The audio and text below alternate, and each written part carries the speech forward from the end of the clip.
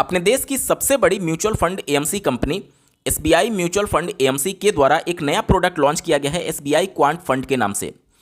AMC का कहना है कि हम इसमें जो इन्वेस्टमेंट स्ट्रेटजी अपनाएंगे वो फैक्टर बेस्ड स्ट्रेटजी को अडॉप्ट करके एक पोर्टफोलियो बनाएंगे जो कि रिटर्न वाइज लॉन्ग टर्म में अच्छा खासा रिटर्न रिटेल इन्वेस्टर्स को बना करके दे सकता है।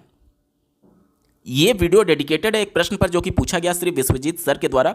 अब मेन हम लोग इस वीडियो में इस मुद्दे पर बात करने वाले हैं कि क्या ये प्रोडक्ट आपके म्यूचुअल फंड पोर्टफोलियो में शामिल होना चाहिए या नहीं, किस प्रकार के इन्वेस्टर के लिए ये प्रोडक्ट अच्छा है और किसके लिए ये प्रोडक्ट काम नहीं करेगा। अंत तक जरूर जुड़े रहिएगा। नमस्कार दोस्तों, मेरा नाम है नीरज, आप देख रहे हैं फिनोबिट यूट्यूब चैनल। अगर आप इस चैनल पर पहली बार विजिट कर रहे हैं तो इसको सब्सक्राइब करते हुए बेल आइकन को प्रेस करना ना भूलें।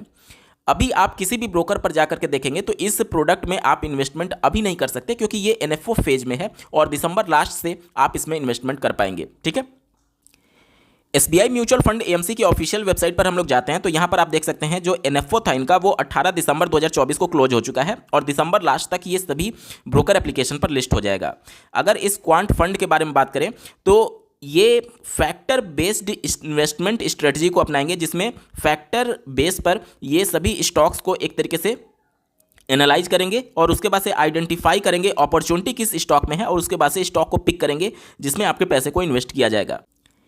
ये सारे फैक्टर्स को इसमें कंसीडर किया जाएगा। पहला मोमेंटम फैक्टर, अब ये क्या होगा तो 52 वीक यानी एक साल में जो ज़्यादा रिटर्न बना करके देगा वो स्टॉक को इसमें पिक किया जाएगा। इसके अलावा ग्रोथ फैक्टर को यानी कि जो अर्निंग ग्रोथ्स होती हैं उस फैक्टर को भी इसमें इंक्लूड किया गया है। इसके अलावा क्वालिटी फैक्टर को, क्वालिटी में जैसे रिटर्न ऑन इक्विटी होता है, लिवरेज होता है और साथ ही साथ अर्निंग पर शेयर होता है, उन सभी चीज़ों को इसमें कंसीडर किया जाएगा। इसके अलावा वैल्यू इन्वेस्टिंग को भी इसमें कंसीडर किया जाएगा, यानी कि ऐसे स्टॉक्स जो कि आज अंडर वैल्यूड हैं लेकिन उनमें पोटेंशियल है, फंडामेंटल उनका काफ़ी स्ट्रांग है और इस परसेप्शन के साथ कि लॉन्ग टर्म में ये अच्छा रिटर्न बना करके दे सकता है, इन सभी फैक्टर्स को मिला करके यहाँ पर स्टॉक्स का सिलेक्शन किया जाएगा।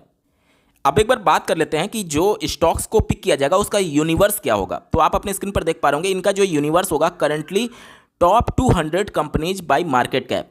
टॉप 200 में अगर आप इसको डिस्ट्रीब्यूट करें तो 100 कंपनी जो लिस्टेड हैं वो लार्ज कैप की कंपनी है। उसके बाद की जो 100 कंपनी होंगी वो मिड कैप की कंपनी होगी। हालांकि मिड कैप में टोटल 150 कंपनी है लेकिन चूंकि 200 कंपनी का ही ये एक तरीके से यूनिवर्स बनाया गया है तो 100 लार्ज कैप की और 100 मिड कैप की कंपनी को मिला करके इसमें से स्टॉक्स को पिक किया जाएगा।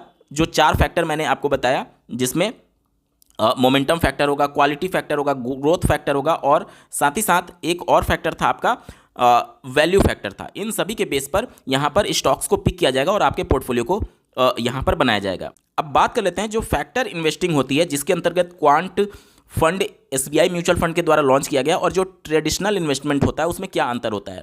तो इनका आप अपने स्क्रीन पर देख पा रहे होंगे जो ट्रेडिशनल इन्वेस्टमेंट होता है वो इमोशंस के बेस पर जो फंड मैनेजर है वो स्टॉक को पिक कर लेता है और कई बार क्या होता है कि वो इमोशनली स्टॉक को पिक करता है और वो नहीं चल पाता है तो लॉन्ग टर्म में आपको थोड़ा सा निगेटिव रिटर्न देखने को मिल सकता है। जबकि जो फैक्टर इन्वेस्टिंग होती है इसमें इमोशन लेस, एक तरीके से इमोशनल बायसनेस यहाँ पर नहीं होती है और इन चीज़ों को एलिमिनेट करके केवल फार्मूला जो कि ड्राइव किया जाएगा इस एएमसी के द्वारा उसी के तहत जो भी मोमेंटम में होगा, जो भी ग्रोथ में होगा, साथ ही साथ जो भी वैल्यू इन्वेस्टिंग के लिए स्टॉक्स सुटेबल होगा, इसके अलावा जो एक तरीके से पोटेंशियल होगा लॉन्ग टर्म में अच्छा रिटर्न देने के लिए, उनको फार्मूला के बेस पर यहाँ पर सेलेक्ट किया जाएगा। ठीक है, इसके अलावा रिस्क को मैनेज करने के लिए अगर आप ट्रेडिशनल इन्वेस्टिंग में जाते हैं तो वहाँ पर सब कुछ डिपेंड करता है उस फंड मैनेजर के ऊपर, जबकि यहाँ पर एक टाइम पीरियड फिक्स होता है कि हम 3 महीने में या फिर 6 महीने में इसको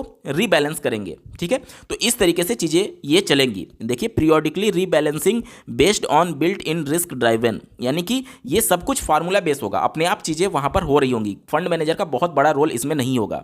तो हर एक 6 महीने में इसको रीबैलेंस कर दिया जाएगा। जबकि अगर आप एक्टिव फंड में ट्रेडिशनल फंड की बात करते हैं तो वहाँ पर फंड मैनेजर के ऊपर पूरी तरीके से डिपेंडेंट रहता है कि कब वो रीबैलेंस कर रहे हैं। इस प्रोडक्ट के इन्वेस्टमेंट स्टाइल के बारे में हम लोगों ने समझ लिया। अब एक बार बात कर लेते हैं कि क्या ये प्रोडक्ट हमारे लिए सूटेबल है या नहीं। तो यहाँ पर मैं थोड़ा सा आपको समझाने की कोशिश करूँगा कि इस प्रोडक्ट का जो यूनिवर्स है जहाँ से स्टॉक्स पिक किए जाएंगे वो यूनिवर्स टॉप की 200 कंपनीज हैं, यानी कि लार्ज कैप के 100 स्टॉक्स और मिड कैप के 100 स्टॉक्स में से ही स्टॉक्स को पिक किया जाएगा। ठीक है, तो जब भी डाइवर्सिफिकेशन की बात आती है तो डाइवर्सिफिकेशन में आपका लार्ज कैप, मिड कैप और स्मॉल कैप भी अगर शामिल होता तो वेल डाइवर्सिफाइड यहां पर बोला जाता है। अगर मैं आपको 200 टॉप की कंपनीज के बेस पर पहले से अवेलेबल जो फैक्टर बेस्ड इंडेक्सेज हैं उनके परफॉर्मेंस को दिखाऊं और अगर निफ्टी 500 को टारगेट करने वाले फैक्टर बेस इन्वेस्टमेंट इंडेक्स के रिटर्न को दिखाऊं तो आपको बहुत बड़ा अंतर देखने को मिलेगा, क्योंकि निफ्टी 500 की अगर आप बात करते हैं तो वहां पर लार्ज कैप की 100 कंपनी, मिड कैप की 150 कंपनी और स्मॉल कैप की 250 कंपनी में से स्टॉक्स को पिक किया जाएगा। चूंकि इसमें स्मॉल कैप भी शामिल होता है इसलिए रिटर्न के बढ़ने की संभावना बढ़ जाती है इसकी तुलना में। चलिए मैं आपको इसका लाइव एग्जाम्पल दिखाता हूं। आप अपने स्क्रीन पर निफ्टी 200 मोमेंटम 30 इंडेक्स को देख पा रहे होंगे। देखिए यही निफ्टी 200 जो है इसी को टारगेट करेगा एसबीआई का क्वांट फंड। ठीक है, अगर इनका रिटर्न मैं आपको दिखाऊं आपके स्क्रीन पर 2005 से लेकर के अब तक यानी 19-20 साल में इन्होंने जो रिटर्न दिया है वो 21% एनुअलाइज रिटर्न दिया हुआ है, 21%। ठीक है, और इनका जो यूनिवर्स था वो कौन सा था, निफ्टी 200 यानी कि 100 लार्ज कैप की कंपनी और 100 मिड कैप की कंपनी। वहीं पर अगर हम लोग बात करें निफ्टी 500 की, यानी इसका यूनिवर्स बढ़ गया, अब इसमें स्मॉल कैप भी शामिल हो गया। तब अगर देखें इसी स्ट्रेटेजी के अंतर्गत कितना उन्होंने रिटर्न बना करके दिया है, अभी जो आप देख पा रहे होंगे निफ्टी 200 उसने सिंस इंसेप्शन 21% का रिटर्न दिया हुआ है। आंकड़े आपके स्क्रीन पर हैं। निफ्टी 500 मोमेंटम 50, यहां पर देखिए यूनिवर्स बढ़ गया, अब इसमें स्मॉल कैप भी शामिल हो गया। तो यहां पर अगर मैं आपको आपके स्क्रीन पर रिटर्न दिखाऊं, देखिए लॉन्च बेस डेट जो है वो सेम है 2005 और इस बेस डेट से इन्होंने जो रिटर्न दिया है वो 24.22% का दिया हुआ है। वहां पर हमें 21% का देखने को मिल रहा था, यानी मान करके चलिए मोटा मोटी 3.22% का ज़्यादा रिटर्न आपको देखने को मिल रहा है अगर आपका यूनिवर्स बढ़ रहा है। यानी कि अगर आप निफ्टी 200 को टारगेट करते हैं तो आपको 21% का और निफ्टी 500 को टारगेट करते हैं तो 3% बढ़ करके लगभग 24% का रिटर्न देखने को मिल रहा है एनुअली। तो एसबीआई एएमसी का ये वाला जो प्रोडक्ट है एसबीआई क्वांट फंड, ये ऐसे रिटेल इन्वेस्टर्स के लिए है जो कि large and mid cap category को टारगेट करना चाहते हैं। जैसे large and mid cap category के जो फंड्स होते हैं उस टाइप का ये प्रोडक्ट है, क्योंकि इसमें स्मॉल कैप शामिल नहीं है। अगर आप एक एग्रेसिव इन्वेस्टर हैं और स्मॉल कैप भी अपने पोर्टफोलियो में शामिल करना चाहते हैं या फिर 10 साल या फिर इससे ऊपर का अगर आपका टाइम होराइजन है तो आपके लिए ये प्रोडक्ट सूटेबल नहीं हो सकता, क्योंकि इसी इन्वेस्टमेंट स्ट्रेटजी के अंतर्गत अगर आप इंडेक्स फंड में जाएंगे तो वहां से आपको रिटर्न भी ज़्यादा मिलेगा और साथ ही साथ आपको ये भी समझना है कि यहाँ पर एक्सपेंस रेशियो आपका ज़्यादा लगेगा, क्योंकि ये एक एक्टिव फंड है जबकि इंडेक्स में आपका एक्सपेंस रेशियो कम लगेगा।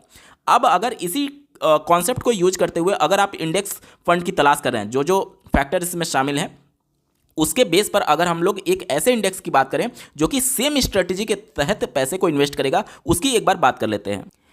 स्क्रीन पर आप देख पा रहे होंगे एक इंडेक्स है Nifty 500 multi cap momentum quality 50 index. यहां पर देख लीजिए जो इन्वेस्टमेंट स्ट्रेटजी के अंतर्गत जो फैक्टर वहां पर बताए गए थे, मोमेंटम, क्वालिटी, वो सब कुछ यहां पर आपको देखने को मिलेंगे। लेकिन जो इसका यूनिवर्स है वो बढ़ चुका है।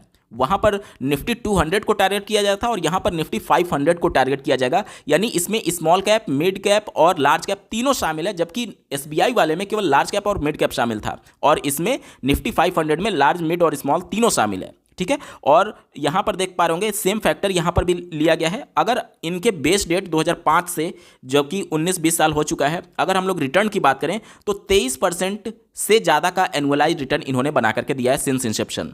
ठीक है, यहां पर आप देख पा रहे होंगे। तो अगर आप उसी प्रोडक्ट में इंटरेस्टेड हैं एसबीआई के क्वांट फंड में, तो वो large and mid cap category की तरह बिहेव करेगा। अगर आप निफ्टी 500 को टारगेट करते हैं तो एक वेल डाइवर्सिफाइड फंड हो जाएगा आपका और स्मॉल कैप भी शामिल होने से रिटर्न आपका बढ़ जाता है। ठीक है, तो यहां पर आप देख सकते हैं ये वाला जो इंडेक्स है, अगर आप चाहें तो सेम स्ट्रेटेजी के अंतर्गत आपको 1 से 2% रिटर्न बढ़ करके मिल सकता है Nifty 500 multi cap momentum quality 50 index में, जिसका 19-20 साल में ट्रैक रिकॉर्ड अगर आप देखें तो 23% से ज़्यादा का एनुअलाइज रिटर्न ये बना करके दे रहा है।